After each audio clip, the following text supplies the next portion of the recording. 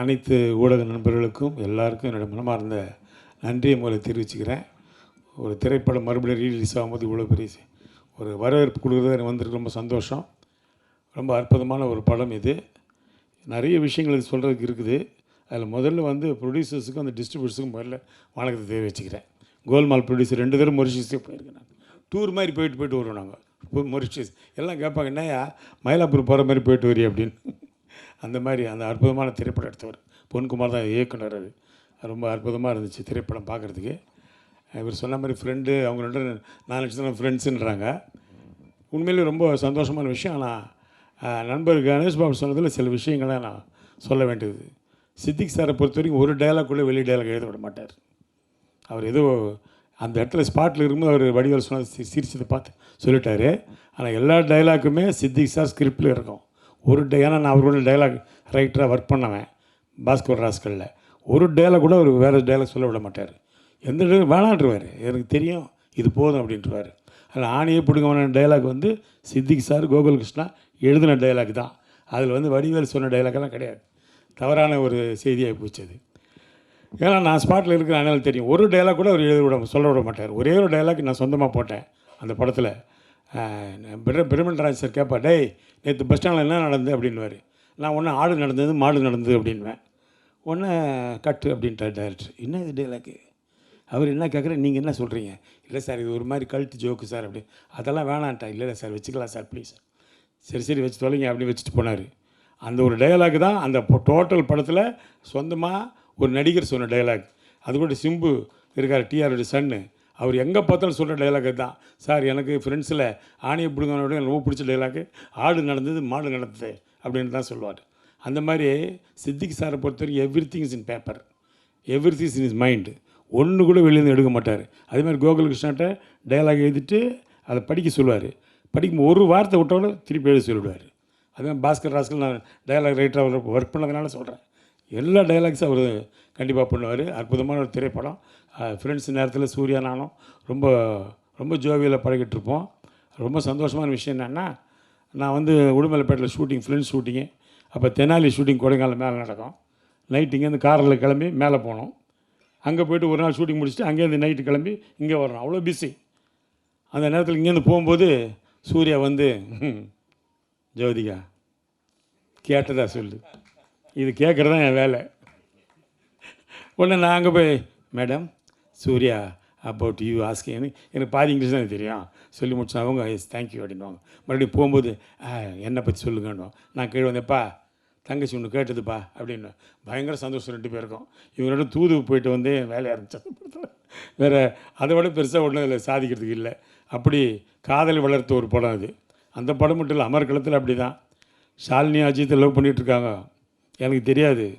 நான் உட்காந்து அட்வைஸ் பண்ணிகிட்ருக்கிறேன் அஜித்துக்கு. அஜித் சினிமாவில் இருக்கிற யாரையும் லவ் பண்ணி கல்யாணம் பண்ணாத, நான் ஃபேமிலிக்காக லவ் பண்ணி கல்யாணம் பண்ணேன், புரியுதா? ஏன்னா சினிமா அப்படி இப்படின்னு அப்படியே அதை வந்து சரண் சார் டைரக்டர் அவர் இதில் பார்க்குறாரு மானிட்டரில்.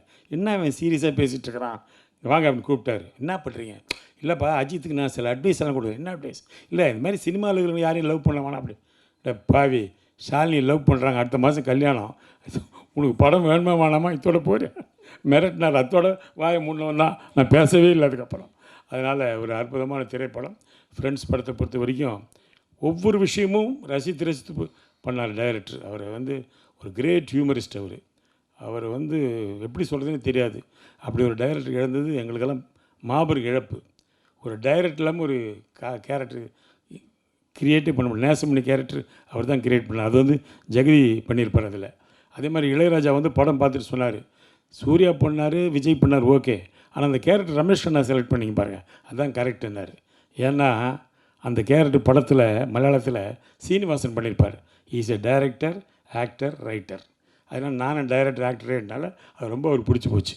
அதனால் அவர் சொன்னார், நீ கரெக்டான ஆளை செலக்ட் பண்ணிங்கன்னு. அந்த மாதிரி நிறைய விஷயங்கள் வந்து அதில் ஃப்ரெண்ட்ஸில் நமக்கு பாதிச்சு. இப்போ பாருங்கள் 23 வருஷம் கழித்து மறுபடியும் அந்த படம் ரிலீஸ் ஆகுது, ஒரு பெரிய ப்ரெஸ் மீட்டு எல்லாம் வைக்கிறோம்னா அது ஒரு நமக்கு ஒரு காட்ஸ் கிஃப்ட் தான் இல்லையா? யோசிச்சு பாருங்கள். நிறைய பேர் வருந்தாலும் சொன்னாங்க, நான் ஸ்கூலில் படிக்கும்போது பார்த்தேன். இப்போ தான் தெரியும் நிறைய பேர் ஸ்கூலில் படிச்சிருக்கிறாங்க. அந்த விஷயம் எனக்கு இப்போ தான் வெளியில் லீக் ஆகுது. இல்லை எல்லாம் சின்ன பசங்க பார்த்து பூரா இல்லை நம்மளை பார்க்கும்போது அப்படி பெருசாக பார்க்குறாங்க. இவர் என்ன இப்படியே இருக்கிறாரு, இன்னும் அவர் வயசாக மாட்டேங்குது, கிண்டல் பண்ணிட்டு போகிறாங்க பசங்க. நான் இந்த மாதிரி சட்டையை போட்டால் வீட்டில் திட்டுறாங்க, சார் வயசாகிடுச்சுல்ல இன்னும் என்ன இந்த மாதிரி சட்டையை போடுற, இல்லைம்மா ஒரு கிளாமருக்கு போடுறேன் அப்படின்னு நான். அதனால் நல்ல ஒரு படம், திரைப்படம் என்றைக்குமே இருக்குது. அந்த காலத்தில் நாங்கள் சினிமாவுக்கு வர்ற காலத்தில் என்னை கேட்பாங்க, உங்களுக்கு பிடிச்ச காமெடி படம் என்னான்னு. காதலுக்கு நேரமில்லை, ஊட்டி வர ஒருவன்னு சொல்லுவோம். அந்த 2 படம் தான் இப்பவும் பார்த்தாலும் எவ்வளோ வேணால் சிரிக்கலாம். அது மாதிரி இப்போது சிரிப்பதற்கான ஒரு படம்னு பார்த்தா ஃப்ரெண்ட்ஸ் தான். இப்போ நான் ஷூட்டிங்லாம் போகும்போது எங்கன்னா வெளில அவுட்டோர் போகும்போது கேட்பாங்க, என்ன சார் ஒரு காமெடி படம் பண்ண மாட்டேன்றீங்களே சார், சிரித்து ரொம்ப நாளாச்சு சார், தியேட்டருக்கு வந்தால் அப்படியே ஏன் சார் உயிர் எடுக்கிறீங்க. நான் சொன்னேன், அப்படி தான்ப்பா ஆகிப்போச்சு, மாறி போச்சு. ஏன் சார் நீங்கள் டைரக்ட் பண்ணக்கூடாதுன்னாங்க. நான் சொன்னேன், டைரக்ட் பண்ணலாம், ஆனால் டைரக்ட் பண்ணலாம் இந்த காலத்தில் ட்ரக்கு விற்கணும், இல்லைன்னா துப்பாக்கி புதுசாக கண்டுபிடிக்கணும், இது பண்ணால் தான் கதை பண்ண முடியும். அப்படி ஆகிடுச்சு. இப்போது நல்ல ஒரு கதை, சென்டிமெண்ட்டு, சிரிப்புன்றதெல்லாம் கிடையவே கிடையாது. அதனால் இந்த படம் நிச்சயமாக தியேட்டரில் பெரிய லெவலில் போகணுன்னு இறைவனை வேண்டுகிறேன். நன்றி, வணக்கம்.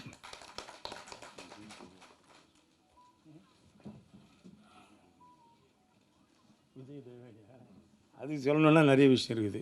இந்த கடிகாரம் உடைக்கிற சீன் இருக்கு இல்லையா, அந்த சீனில் கடிகாரம் உடைச்ச உடனே விஜயோ சூர்யாவோ சிரிச்சிடுவாங்க, அவ்வளோதான். அது மறுபடியும் அசம்பிள் பண்ணுறதுக்கு கிட்டத்தட்ட ஒரு 1/2 அன் ஹவர் ஆகும். மறுபடியும் எடுத்து மறுபடியும் ரெடி பண்ணி போட்டோடனே ஐயோ பிடிக்கலன்னா டம்மல் உடஞ்சோன்னு சிரிச்சிடுவாங்க. இப்போ கூட படம் பார்த்திங்கன்னா விஜயும் சூர்யாவும் அப்படி திரும்பி நின்று சிரிச்சிட்ருப்பாங்க பார்க்குறதுக்கு. அதனால் அந்த படம் அந்த ஷாட்டுக்கு அவ்வளோ நேரம். அதே மாதிரி வடிவேலுக்கு தலையில் சுற்றி போட்ட ஷாட் ஒரு காமெடி. அது ஒரு சாஃப்ட் வுட்டு தான், தலையில் போட்டால் வலிக்கும், லைட்டாக போட்டாலும் வலிக்கும்ல. டைரக்டர் டைலாக் ஆகிட்டார் கோகுல்கிருஷ்ணா, நடு மண்டல் நச்சுன்னு போட்டான்னு. அது நடு மண்டல் விழ மாட்டேங்குது, இங்கே விழுது இங்கே விழுது இங்கே விழுது. அவன் வடிவேல் கேட்குறான், டேய் என்னடா வேணுன்ட்டே பண்ண, டேய் நானாக பண்ணுறேன், அது தானே அப்படி விழுதுப்பா, அது சாஃப்ட் வுட்டு, வெயிட்டான டக்குன்னு போவோம், இது சைடில் போகுது.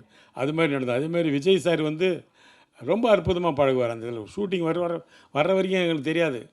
நம்மளாம் போய் முதல்ல டைலாக்கெல்லாம் கேட்டுக்கிட்டு அப்படி பண்ணிவிட்டு இப்படி பண்ணிவிட்டு என்னமோ அதை ப்ரிப்பேர்லாம் பண்ணிகிட்ருப்போம்ல, அவர் அதெல்லாம் பண்ண அப்படி சைலண்ட்டாக இருப்பார். வந்து ஸ்பாட்டில் நடித்தார்னா அற்புதமாக நடிச்சுட்டு போயிடுவார். அது எப்படி தான் அவருக்கு வரதா தெரியல. அவர் அந்த பான் கிஃப்ட்டுன்னு நினைக்கிறேன் அவருக்கு. அதே மாதிரி ஆமாம், பான் கிஃப்ட் அவருக்கு. அதே மாதிரி டப்பிங் கூட சரி, நான் போனால் ஒரு டப்பிங் வந்து ஒரு லூப் வந்து ஒரு 4 தடவை பேசுவேன். ஆனால் அவர் அப்படி இல்லை, ஒரே தடவை பார்ப்பார், கரெக்டாக பேசுவார் டப்பிங்கை. அவர் எக்ஸ்ட்ரானரி ஆர்டிஸ்ட் டப்பிங். அவர் எனக்கு தெரிஞ்ச நடிகர்கள் சிவாஜி கணேசன் மட்டும் தான் அப்படி பேசியிருக்காரு.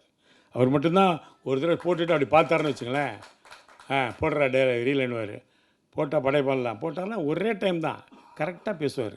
அது மாதிரி விஜய் அவ்வளோ அற்புதமான ஒரு நடிகர், அற்புதமான கேரக்டர். அதே மாதிரி ஒரு பந்தாலாம் கிடையாது, எங்களோட ஜாலியாக உட்காந்து பேசுவார், சந்தோஷமாக இருப்பார். எந்த இடத்துலையும் நான் ஒரு ஹீரோ, நீ காமெடி அப்படிலாம் பழக மாட்டார். ரொம்ப அற்புதமான ஒரு பழக்கம். அது தேவயானி மேடத்தை போய் சொல்லணும்னா, ரொம்ப முதல்ல ஜோதிகா தான் போட்டாங்க அந்த கேரக்டரில், அப்புறம் சிம்ரனில் போட்டாங்க, எல்லாம் போயிடுச்சு. அப்புறம் தேவயானி தான் நடித்தாங்க. ஏன்னா அவங்களுக்கு ஒரு லக் இருக்குது, அவங்க எந்த படம் நடித்தாலும் சூப்பர் ஹிட். காதல் கோட்டையில் ஆரம்பித்து ஃப்ரெண்ட்ஸ் வரைக்கும் எல்லா படமும் நடித்த படம்லாம் ஹிட்டு. அதனால் ரொம்ப அவங்களும் இந்த படத்தில் பெரிய பங்காயிட்டிருக்கு. அந்த கோபம் படுற சீன்லாம் இந்த பாட்டு பார்த்துருப்பீங்கள, அந்த டென்ஷன், அந்த சாங்கை, அதெல்லாம் ரொம்ப அற்புதமாக பண்ணியிருப்பாங்க. அவங்களுக்கு என்னுடைய வாழ்த்துக்களை தெரிவிக்கிறேன். நன்றி.